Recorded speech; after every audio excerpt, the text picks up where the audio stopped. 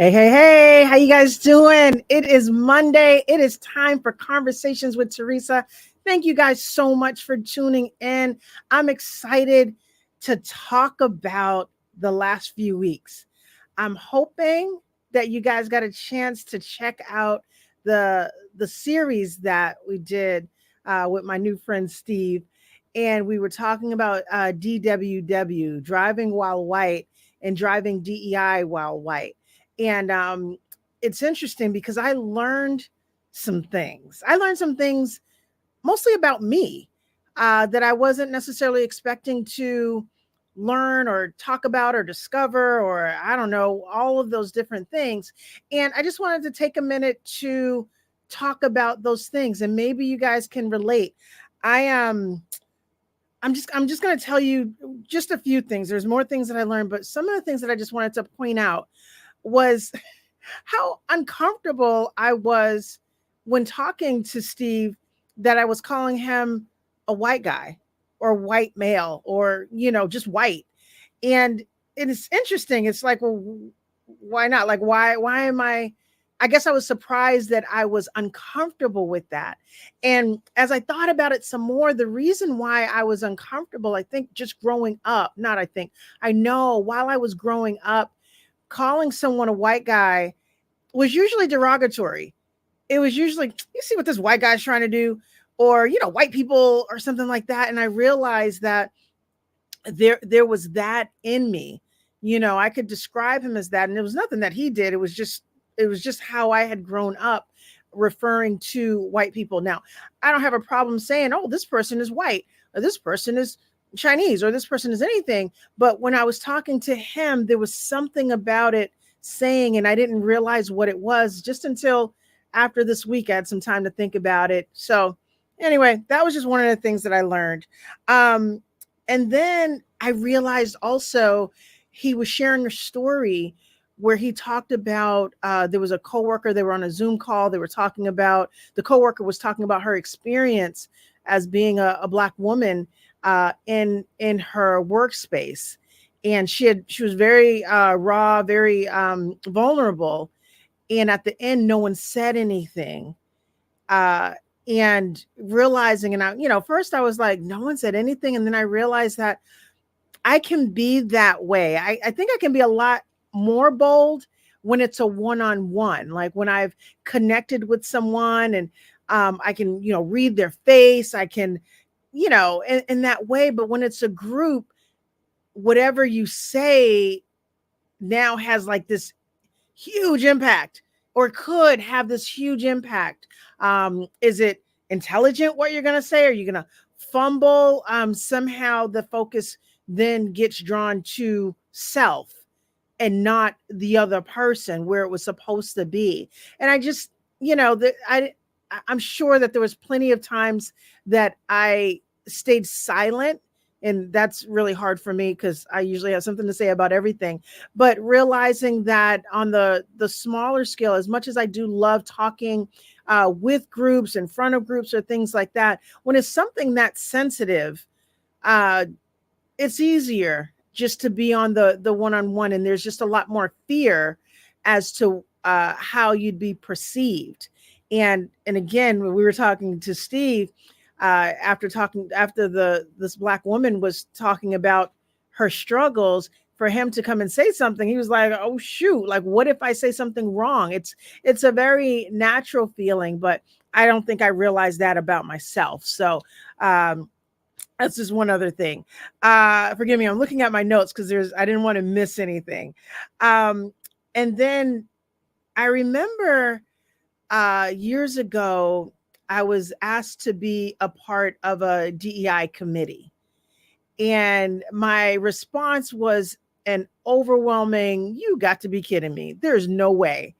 I wanted no part of it. And there were different reasons. There were different things that were happening in life. I was a bit overwhelmed by just things that was happening. But I realized that I didn't want to be a part of that committee because I didn't believe that it was going to do anything. I didn't believe that I just felt like it was going to be a waste of time, that I'm going to come, I'm going to say what I need to say and da da da, and it's just going to fall on deaf ears, or I was going to have to over explain it. And I was just like, no, I'm not up for that, and which is a bummer. Like I think now I wish that I did join that particular group. I mean, there were other opportunities, but I wish I did join that group, because I feel like I would have learned a lot more a lot sooner. But everything has its time, and it's totally fine. But you just realize the different, I don't know, just the different things that you go through. And at that moment, you might not be able to catch it, but it's fine when you do catch it. I guess it's important that you do catch it. And so I'm really grateful that I'm bumming that I didn't. I'm grateful that I didn't, but either way, I learned some things. But again, I'm learning some stuff about me having this conversation with Steve. Um, Another thing, Steve had mentioned that he was conducting interviews, and I'm trying to remember exactly what it was for. It was like he was researching the effects of DEI, race, and culture in an organization. And he asked the question, well, how does this make you feel? And what he was saying was that the response was, this is what I thought about it. And so how you felt about things is way different than how you thought. And at first, when he said it, I didn't catch it. And so, he just broke it down. It's like the thought process kind of went to, well, I think this might be a waste of time. I think that this, that the company is not going to value this, or I think that they're just doing this for show. Those are all the thoughts. But then how do you feel about diversity, equity, and inclusion and belonging? How do you feel about it? And if you give me a few minutes, I want to tell you, in this last week, the different things that I felt. Like I felt more frustrated, frustrated that it's not an easy subject to talk about still. I mean, I guess I'm not surprised. We went a long time without talking about it. And so this is relatively new, right? But yet I'm frustrated. I'm frustrated on all the things that I don't know. I'm frustrated on all the things that I know and can't change. I'm frustrated on uh, limitations that either I put on myself or other people may have. The fact that we can't just have open and honest conversations, all the feelings that it may stir up. So yeah, so I feel some things about it, and I'm not mad at it. It's just, but it's good. It's like it's an awakening of things that I may have tried to ignore for a long time, like, oh, maybe that's real, maybe that's not real, or things like that. People are going through some stuff in regards to their race, their culture, their gender, their identity. They are going through some stuff, and we who are not maybe can't understand. Not that we won't ever understand, but we can't. And that's a little frustrating, because I want to be that person that, has that listening ear and can be intuitive and all of that stuff. But in reality, there's just a lot that I don't know. And even again, with these last three podcasts, I'm just learning a lot. So yeah, I got a lot of feelings behind that.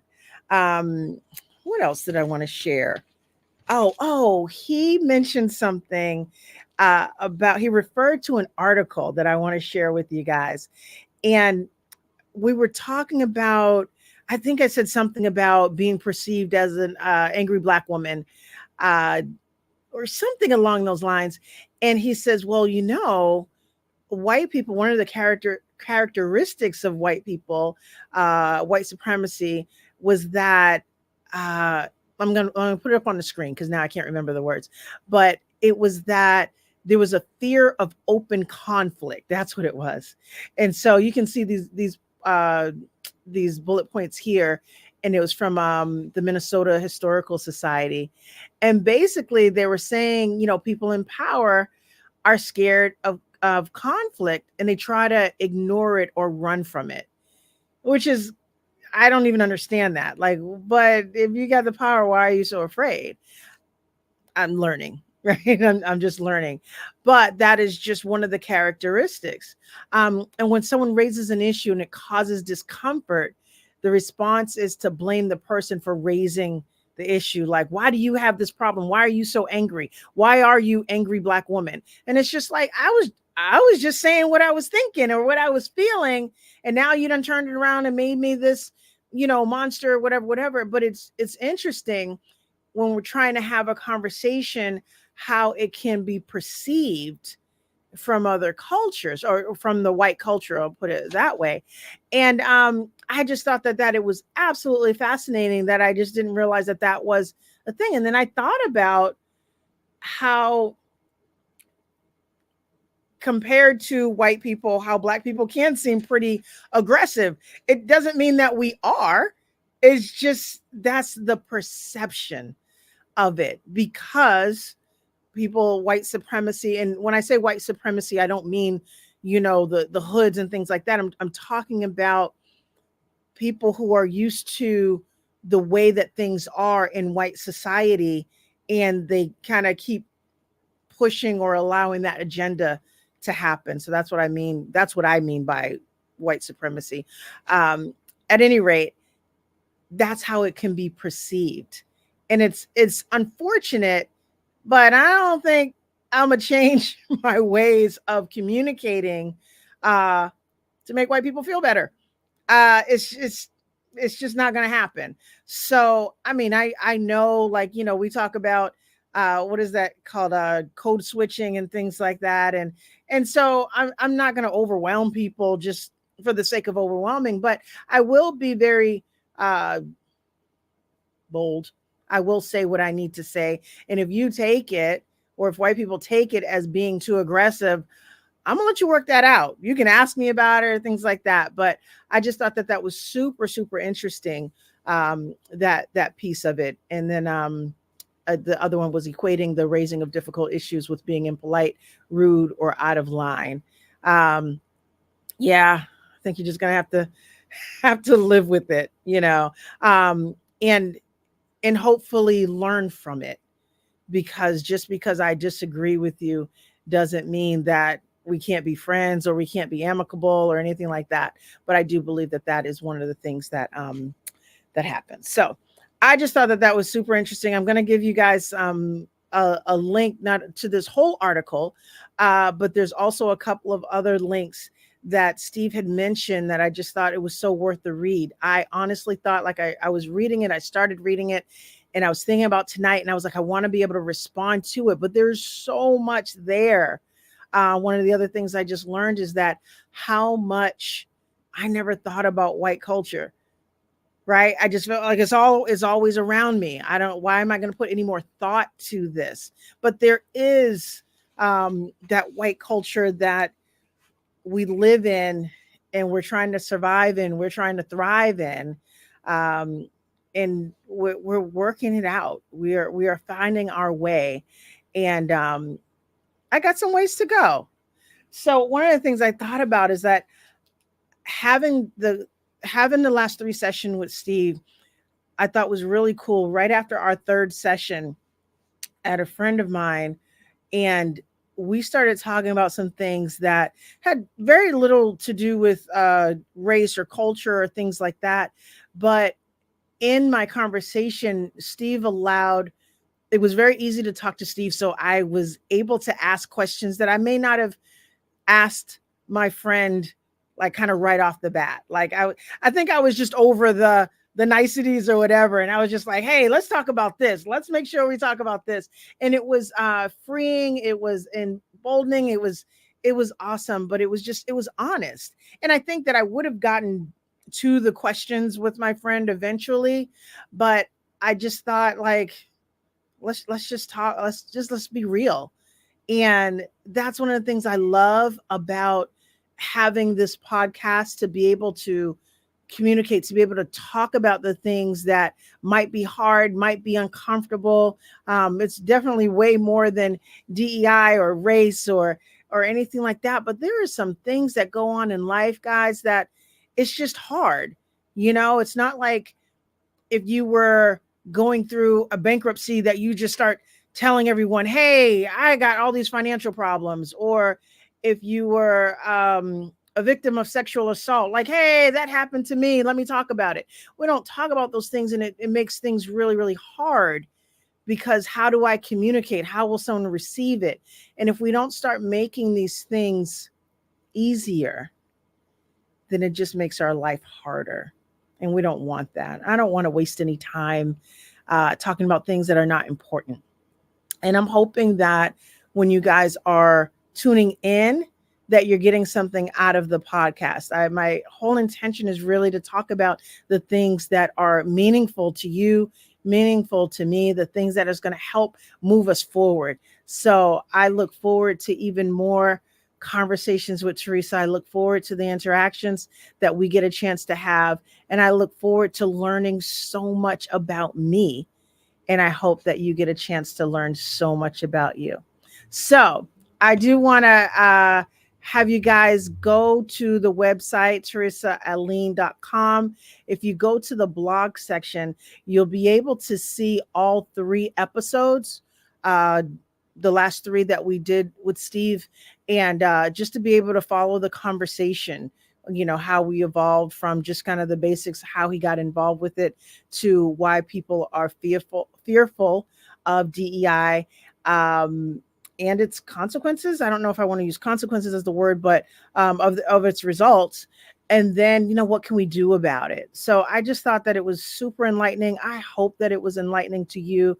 I hope that we can grow together. So it's one of the reasons why Conversations with Teresa started. All right. So I look forward to seeing you guys. I look forward to you looking at not only the videos, if you missed them, but the blog post that's up, the articles that Steve had referred to during his time. And I'm just looking forward to some more great times with you.